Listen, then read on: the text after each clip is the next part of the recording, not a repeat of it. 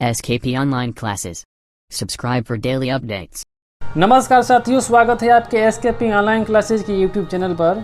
दोस्तों, इस वीडियो में हम लेकर आए हैं बीएड द्वितीय वर्ष के गणित शिक्षण के बहुत ही महत्वपूर्ण प्रश्न जो कि यूनिट 1 से होने वाले हैं, जिसमें गणित के इतिहास और परिचय के बारे में दिया हुआ है।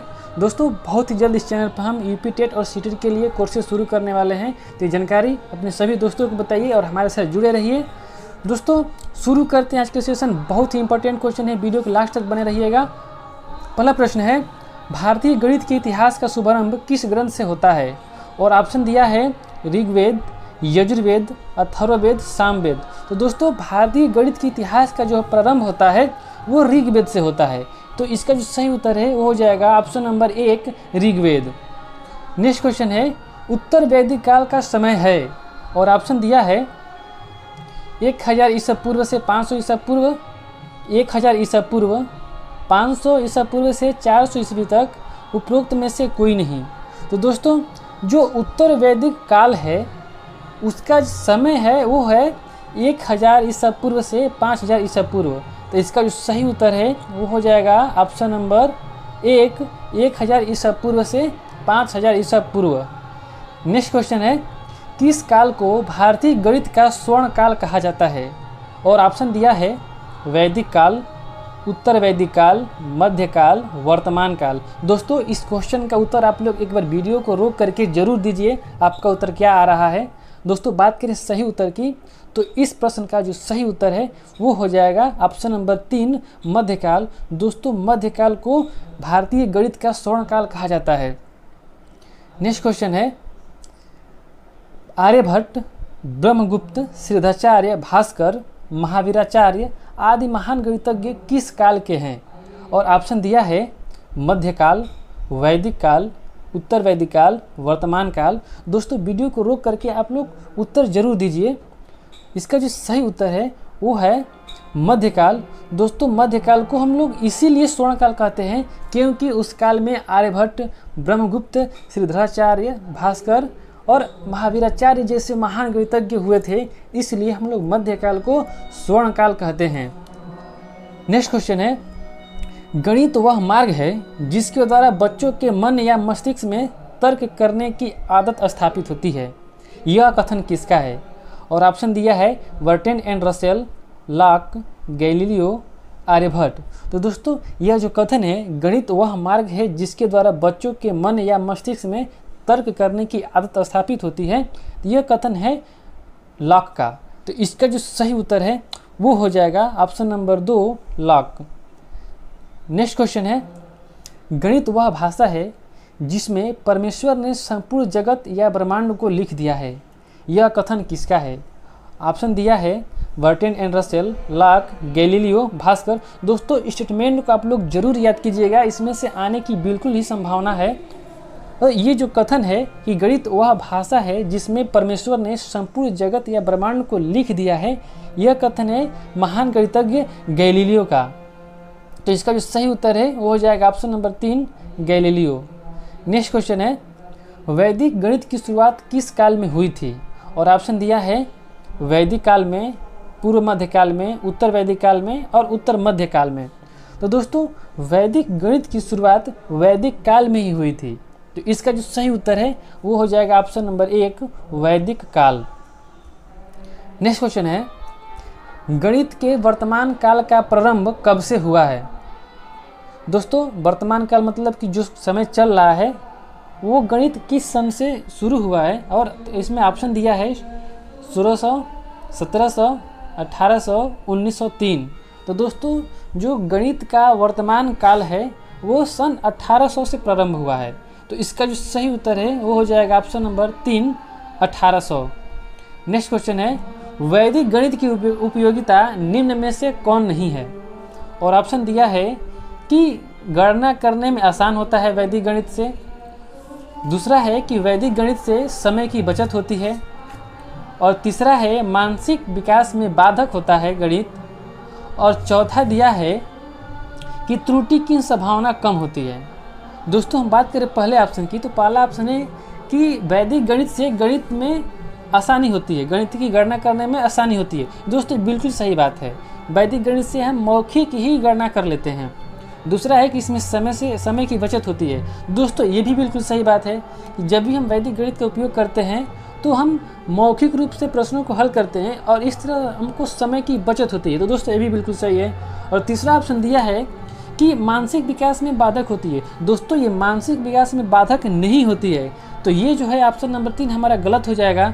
और चौथा दिया है कि त्रुटि की संभावना कम होती है। दोस्तों ये भी बिल्कुल सही है। तो चूंकि यहाँ पे पूछ रहा है कि इसमें से वैदिक गणित की उपयोगिता कौन नहीं है, तो उस हिसाब से ऑप्शन नंबर 3 हमारा सही उत्तर हो जाएगा कि मानसिक विकास में बाधक होती है। नेक्स्ट क्वेश्चन है, पाई का मान सर्वप्रथम किसने दशमलव के 4 स्थान तक ज्ञात किया था? और ऑप्शन दिया है कि भास्कर, आर्यभट्ट प्रथम, श्रीनिवासन रामानुजन, आर्यभट्ट द्वितीय। तो दोस्तों पाई का मान सर्वप्रथम ज्ञात किए थे आर्यभट्ट प्रथम ने। तो इसका जो सही उत्तर है वो हो जाएगा ऑप्शन नंबर 2 आर्यभट्ट प्रथम। अगला प्रश्न है कि सर्वप्रथम अनंत की कल्पना करने का श्रेय किसे दिया जाता है? और इसमें ऑप्शन दिया हुआ है आर्यभट्ट, भास्कर, ब्रह्मगुप्त, रामानुजन। तो दोस्तों इसका जो सही उत्तर है वो हो जाएगा ऑप्शन नंबर 3 ब्रह्मगुप्त। दोस्तों ब्रह्मगुप्त ने सबसे पहले अनंत की कल्पना की थी। उन्होंने बताया था कि किसी भी संख्या में अगर शून्य से भाग दिया जाए तो उसका जो मान होता है अनंत प्राप्त होता है। नेक्स्ट क्वेश्चन है, सिद्धांत शिरोमणि की रचना किस महान गणितज्ञ ने की थी? और ऑप्शन दिया है कि भास्कराचार्य द्वितीय, भास्कराचार्य प्रथम, आर्यभट्ट, महावीर। तो दोस्तों सिद्धांत शिरोमणि की रचना भास्कराचार्य द्वितीय ने की थी। तो इसका जो सही उत्तर है वो हो जाएगा ऑप्शन नंबर 1 भास्कराचार्य द्वितीय। दोस्तों हम बात करेंगे सिद्धांत शिरोमणि की, तो सिद्धांत शिरोमणि के अंतर्गत 4 अध्याय आते हैं, जिसमें लीलावती है, बीजगणित है, गोलाध्याय है तथा गृहगणित है। नेक्स्ट क्वेश्चन है, महासिद्धांत नामक ग्रंथ की रचना किस महान गणितज्ञ ने की है? और ऑप्शन दिया हुआ है कि महावीर, आर्यभट्ट द्वितीय, भास्कर, रामानुजन। तो दोस्तों महासिद्धांत की रचना आर्यभट्ट द्वितीय ने की थी। तो इसका जो सही उत्तर है वो है ऑप्शन नंबर 2 आर्यभट्ट द्वितीय। अगला प्रश्न है, गणित सार संग्रह नामक पुस्तक की रचना किस महान गणितज्ञ ने की है? दोस्तों ये रचनाएं हैं ये यूपी टेट और सीटेट के लिए भी महत्वपूर्ण हैं और अन्य भी जो कंपटीशन देते हैं जैसे रेलवे हो गया, एसएससी हो गया, बैंकिंग हो गया, दोस्तों इसमें भी बहुत ज़्यादा पूछा जाता है। तो इसको आप लोग अच्छे से तैयार रखिएगा। बात करें ऑप्शन की, तो ऑप्शन दिया हुआ है कि महावीराचार्य, आर्यभट्ट, ब्रह्मगुप्त, श्रीधर। दोस्तों इसका जो सही उत्तर है वो हो जाएगा महावीराचार्य। दोस्तों महावीराचार्य ने गणित सार संग्रह नामक पुस्तक की रचना की थी। नेक्स्ट क्वेश्चन है, श्रीनिवास रामानुजन ने सर्वाधिक किस विधि का प्रयोग गणित में किया है? दोस्तों जैसा कि प्रश्न कह रहा है कि श्रीनिवास रामानुजन ने सर्वाधिक किस विधि का, मतलब कि जितने भी उन्होंने गणित में अपना नियम दिए हैं, जो पढ़ाए हैं, विद्यार्थियों को ज्ञान दिए हैं, उसमें सबसे अधिक किस नियम का, किस विधि का प्रयोग किए हैं? और ऑप्शन दिया है कि आगमन विधि का प्रयोग किए हैं, निगमन विधि, विश्लेषण विधि, संश्लेषण विधि। तो दोस्तों रामानुजन ने सबसे अधिक आगमन विधि का ही प्रयोग किया है। तो इसका जो सही उत्तर है वो हो जाएगा आगमन विधि। दोस्तों आगमन विधि में क्या होता है कि हम लोग उदाहरणों की सहायता से सूत्र की स्थापना करते हैं। निगमन विधि में क्या होता है कि हम लोग सूत्रों का प्रयोग करते हैं। विश्लेषण विधि में क्या होता है कि जो भी प्रश्न दिया रहता है उसको हम खंडों में विभाजित करके उसका हल करते हैं।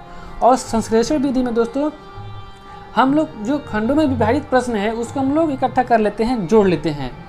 नेक्स्ट क्वेश्चन है, नवशतिका, त्रिशतिका, पारिगणित तथा बीजगणित पुस्तकों की रचना किस गणितज्ञ ने की है? और ऑप्शन दिया है ब्रह्मगुप्त, श्रीधराचार्य, महावीर, उपरोक्त सभी। दोस्तों एक बार वीडियो को रोक करके आप लोग इसका उत्तर जरूर दें, हम इसका सही उत्तर बता रहे हैं। इस प्रश्न का जो सही उत्तर है वो हो जाएगा श्रीधराचार्य। दोस्तों श्रीधराचार्य ने नवशतिका, त्रिशतिका, पारिगणित तथा बीजगणित पुस्तकों की रचना की थी। नेक्स्ट क्वेश्चन है, किस महान गणितज्ञ को न्यूटन से पहले गुरुत्वाकर्षण का सिद्धांत का ज्ञान था? और ऑप्शन दिया है कि आर्यभट्ट, भास्कराचार्य द्वितीय, भास्कराचार्य प्रथम, ब्रह्मगुप्त। दोस्तों न्यूटन से पहले जो गुरुत्वाकर्षण के सिद्धांत की ज्ञाता थे, मतलब कि उनको गुरुत्वाकर्षण के सिद्धांत ज्ञात था, वो थे भास्कराचार्य द्वितीय। दोस्तों भास्कराचार्य द्वितीय को गुरुत्वाकर्षण के सिद्धांत न्यूटन से पहले ही ज्ञात था। नेक्स्ट क्वेश्चन है कि तर्क शक्ति के विकास में गणित की क्या भूमिका है, और ऑप्शन दिया है कि गणित छात्रों में स्वतंत्र अभिव्यक्ति का अवसर देता है, समूह कार्य पर बल देता है, गणित में कौशलात्मक अनुप्रयोग प्रश्नावली का प्रयोग होता है जिससे तर्क शक्ति का विकास होता है, और चौथा ऑप्शन है उपरोक्त सभी। तो दोस्तों बात करें पहले ऑप्शन की कि गणित छात्रों में स्वतंत्र अभिव्यक्ति का अवसर देता है, दोस्तों बिल्कुल सही है। गणित समूह कार्य पर बल देता है, दोस्तों ये भी बिल्कुल सही है। कभी कभी क्या होता है, कोई प्रश्न हम लोग हल करते हैं, नहीं आता है तो हम अपने सहपाठी से पूछते हैं या फिर अपने समूह में उसको डिस्कशन करते हैं कि इस प्रश्न का उत्तर कैसे प्राप्त किया जाए। तो दोस्तों ऑप्शन नंबर 2 भी सही है। गणित में कौशलात्मक अनुप्रयोग प्रश्नावली का प्रयोग किया जाता है जिससे तर्क शक्ति का विकास होता है, दोस्तों ये भी बिल्कुल सही बात है। तो इसका जो सही उत्तर है वो हो जाएगा ऑप्शन नंबर 4, उपरोक्त सभी। दोस्तों ये हमारा आखिरी क्वेश्चन था। Thanks for watching. अगर मेरा वीडियो पसंद आया हो तो लाइक कीजिए, चैनल पर नए हैं तो चैनल को सब्सक्राइब कीजिए और इस वीडियो को अपने दोस्तों को शेयर कीजिए ताकि उन लोगों के पास भी ये वीडियो पहुंचे। और दोस्तों बहुत ही जल्द हम यूपी टेट और सीटेट के लिए शुरू करने वाले हैं बैच, तो हमारे साथ जुड़े रहिए, बने रहिएगा। मिलते हैं नेक्स्ट क्लास में, तब तक के लिए धन्यवाद।